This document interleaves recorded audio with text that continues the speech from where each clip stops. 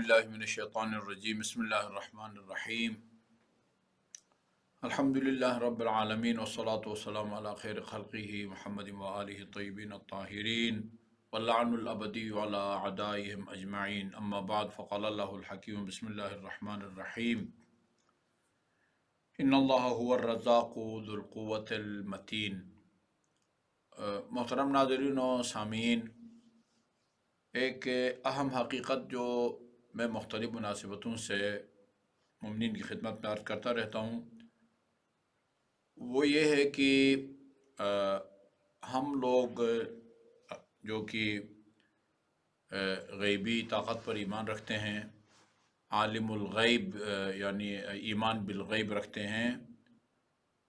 اگرچہ ہم ایک غیبی طاقت اللہ تعالیٰ کی ذات پر ایمان رکھتے ہیں، لیکن چونکہ ہمارے اندر جہاں ایک روحانی پہلو ہے وہاں ایک مادی بھی پہلو ہے۔ مادی اور مادیات کے ساتھ انسان زیادہ مانوس ہوتا ہے، لہذا کسی بھی مقصد اور ہدف کو پانے کے لیے انسان کا بھروسہ اتنے ظاہری وسائل اور ذرائع پر ہوتا ہے، اتنا زیادہ ان کا غیبی طاقت کی طرف توجہ نہیں ہوتی، کم ہوتی ہے۔ اس میں کوئی شک نہیں ہے، وَأَن لَيْسَ لِلْإِنسَانِ إِلَّا مَا سَعَى، اللہ تعالیٰ کا یہ فرمان ہے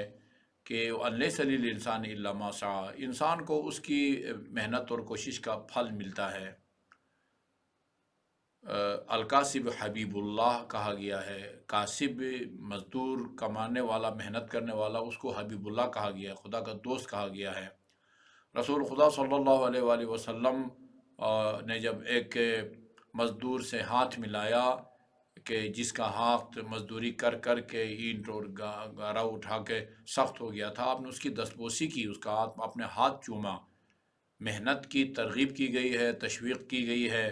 اور اس میں کوئی شک نہیں ہے، لیکن ظاہر ہے بہت مواقع ایسے آتے ہیں کہ جہاں پر انسان کے ظاہری وسائل ختم ہو جاتے ہیں، ظاہری وسائل جواب دے جاتے ہیں، وہاں اللہ تعالیٰ انسان کی غیب سے اپنی مدد کرتا ہے۔ وہ ایک لامتناہی طاقت ہے اور لامتناہی طاقت کا وہ سرچشمہ ہے۔ جہاں ہم اپنے اور مقاصد کو حاصل کرنے کے لیے دنیا میں محنت کرتے ہیں، وہاں رزق حلال یعنی رزق کمانے کی کوشش کرتے ہیں۔ رزق کمانے کے لیے بندہ نوکری کرتا ہے، رزق کمانے کے لیے بندہ زراعت کرتا ہے، رزق کمانے کے لیے مثلا کاروبار کرتا ہے، مختلف ذرائع اختیار کرتا ہے جو عام معاشرے کے اندر رائج ہوتے ہیں۔ اس میں کوئی شک نہیں ہے، اس کی افادیت میں کوئی شک نہیں ہے، لیکن جس طرح اور اہداف تک پہنچنے کے لیے غیبی طاقت کا سہارا لینے کا کہا گیا ہے اور طریقہ بتایا گیا ہے، اسی طرح طلب رزق یعنی جو ہے نا وسعت رزق کے لیے بھی بہت سارے دعائیں بتائی گئی ہیں، اس کے اسباب بتائے گئے ہیں، جن میں سے بعض کی طرف میں اشارہ کرتا ہوں کہ کس کے نتیجے میں مثلا اہل خانہ کے ساتھ حسن سلوک اور ان کے ساتھ نیکی کے نتیجے میں اللہ تعالیٰ رزق و روزی میں اضافہ فرماتا ہے۔ چنانچہ حدیث من حسن برہ اہل بیتہ زد فی رزقہ، جو اہل خانہ کے ساتھ وہ جس کا سلوک اچھا ہو، نیک برتاؤ رکھتا ہو، اللہ تعالیٰ اس کے رزق میں اضافہ فرما دیتا ہے۔ یا مثلا فی سعۃ الارزاق کنوز الارزاق، یعنی اسی طرح انسان اپنے اہل خانہ کو تنگی میں نہ رکھے، ان کو آسودہ حال رکھیں، فراوانی سے انہیں ضرورت کی چیزیں فراہم کریں، اس کے نتیجے میں بھی رزق روزی میں اس کو یعنی رزق و روزی کا کنز اور جو ہے نا وہ ذخیرہ کہا گیا ہے۔ یا مثلا دوسروں کو کھلانا، دوسروں کو کھلانے سے بھی رزق روزی میں اضافہ ہوتا ہے۔ حدیث ہے الرزق اسرع الی من یطعم الطعام من السکین فی السنام، یعنی اونٹ کی جو کوہان ہے اس کے اندر چربی ہوتی ہے، اس کو اگر کوئی کاٹنا چاہے چھری سے تو بڑی تیزی سے چھری وہاں کام کرتی ہے، تو حدیث میں ہے کہ یعنی چھری اونٹ کے کوہان میں، اور جو ہے وہ اس چربی کے اندر اس طرح چھری نہیں جاتی، اس تیزی سے نہیں جاتی جس طرح دوسروں کو کھانے کھلانے کی طرف جس تیز رفتاری سے رزق و روزی جو ہے وہ ہو جاتی ہے۔ اسی طرح برادران ایمانی، برادران دینی کے ساتھ جو ہے نا وہ ہمدردی، اور ان سے جو ہے نا وہ ان کی دستگیری اور ان کی مدد، اس کے نتیجے میں بھی رزق و روزی میں اضافہ ہوتا ہے۔ اسی طرح اور روایات میں ہیں یعنی کسی کی عدم موجودگی میں کسی کے حق میں دعا کرنا۔ حضرت زہرا علیہ السلام جمعہ کے دن اپنے دونوں شہزادوں سے فرماتی تھی، بیٹے چھت پہ جاؤ اور جب سورج ڈوبنے لگے تو مجھے بتانا، وہ دعا کے قبول ہونے کی کا وقت ہوتا ہے۔ چنانچہ جب بتایا جاتا دعا کرتی تھی، اور پہلے دوسروں کے لیے دعا کرتی تھی، اپنے نہیں دوسروں کے لیے، اور جب اس کی وجہ دریافت کی جاتی تو فرماتے تھے میں نے اپنے بابا سے سنا ہوا ہے الجار ثم الدار، پہلے ہمسایہ کا حق بنتا ہے، دوسروں کے لیے جو دعا کرے اللہ تعالیٰ دوسروں کے لیے دعا کے نتیجے میں انسان کے رزق حرام میں اضافہ فرماتا ہے۔ اسی طرح آپ نے فرمایا اکثر من الصدقۃ ترزق، کثرت سے صدقہ دینے کے نتیجے میں بھی رزق حلال میں اضافہ ہو جاتا ہے۔ یا مثلا نے فرمایا استنزل الرزق بالصدقہ، صدقہ کے ذریعے اللہ تعالیٰ سے رزق حلال طلب کرو۔ الزکوۃ تزید فی الرزق،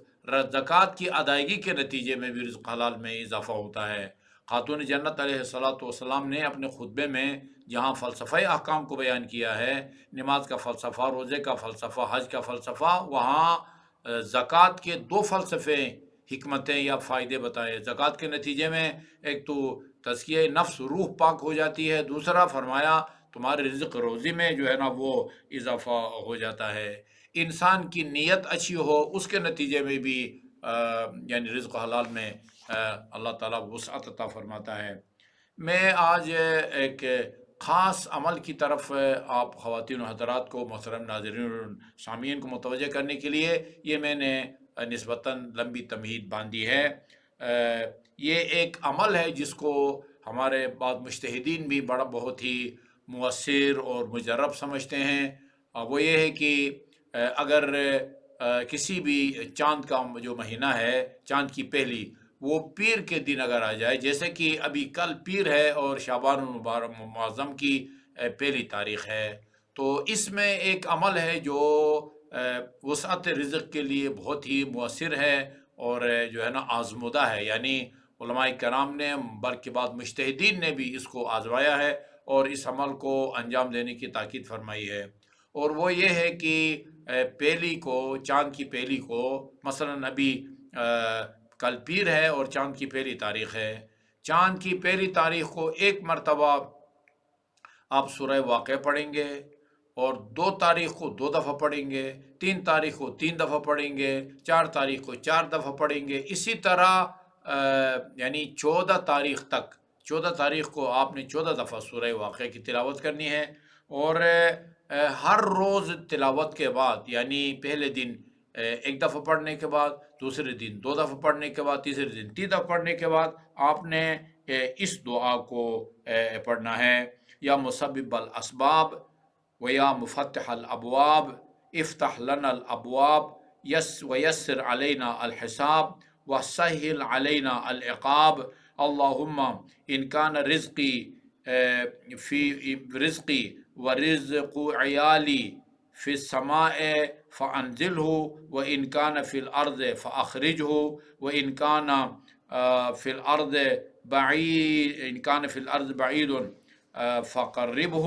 وان کان قریبا فیسرہ وان کان یسیرا فکثرہ وان کان کثیرا فاخلدہ وان کان مخلدا فطیبہ وان کان طیبا فبارک لی فیہ وان لم یکن یا رب فکونہ بکینونتک ووحدانیتک انک علی کل شیء قدیر وان کان علی ایدی شر خلال خلقک فانزعہ وانقلہ الی حیث اکون ولا تفقلنی ولا تنقلنی الیہ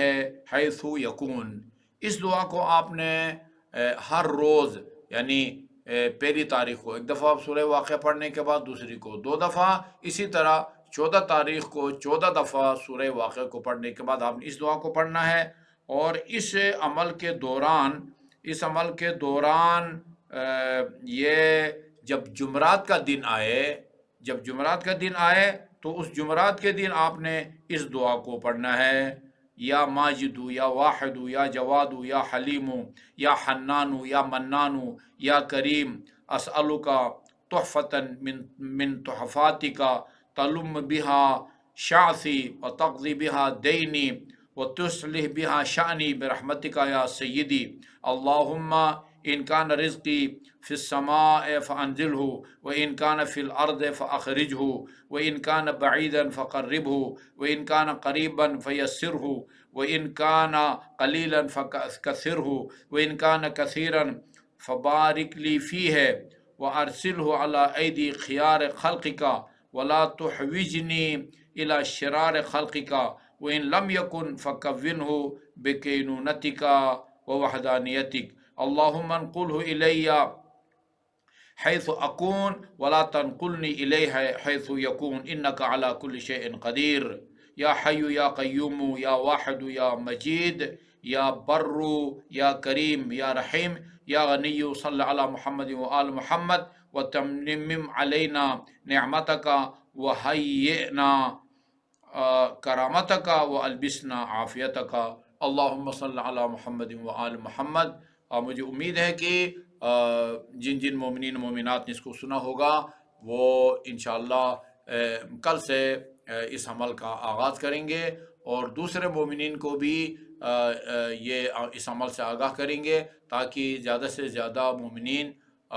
اس سے بہرمند ہو سکیں اور مستفید ہو سکیں. والسلام علیکم ورحمۃ اللہ وبرکاتہ.